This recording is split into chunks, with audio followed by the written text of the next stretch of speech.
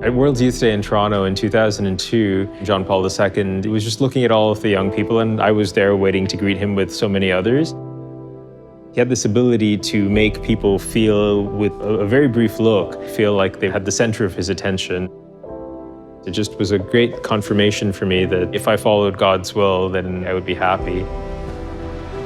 Really had a great soul. He had a heart large enough to hold the world. He was demanding with himself, his constant striving to correspond to the grace of God. He did it so heroically. That's kind of the essence of sanctity.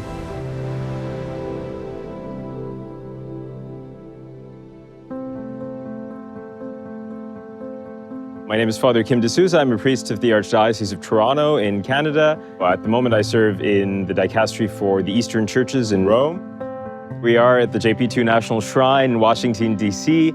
I'm excited to visit this memorial to one of the greatest saints of our time, so let's go take a look.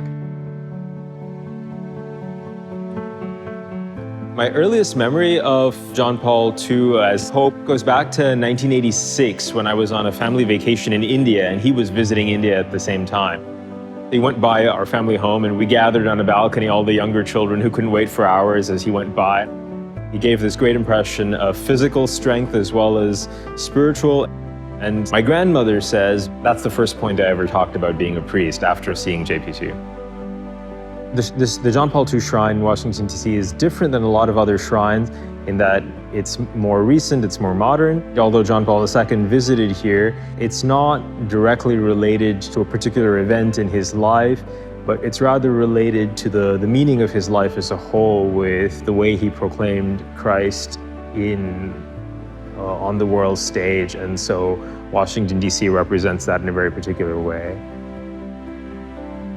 The shrine can help us to grow closer to John Paul II in two ways. One is it puts at its heart what's most important to him, which was the faith, Jesus, and so it puts the mysteries of the life of Jesus seen through the eyes of Mary right at the heart of the shrine, which was what's most important to him.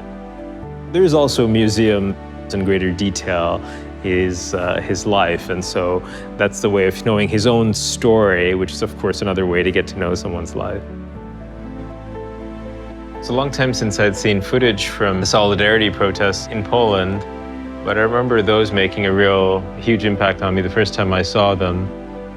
People wanting human dignity. There were priests hearing confessions as the protesters were protesting because they were seeking justice in their own hearts as well.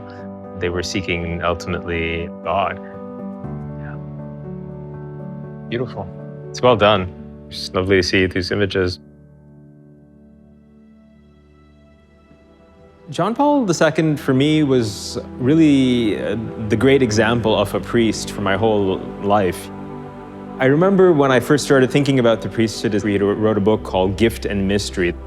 It really shaped my ideals, along with a lot of other holy priests I met, but he was just by far the most prominent example of a priest who is, first of all, a man of God. I think it's worthwhile for pilgrims to come here. The shrine is a beautiful place to pray. Anyone who's discerning a vocation or any important life choice, go prepared to take in a lot. Just do it slowly, let it seep in, and then simmer in your soul. I'd love to come back here. I felt very close to JP2, his presence and his protection, very close to him.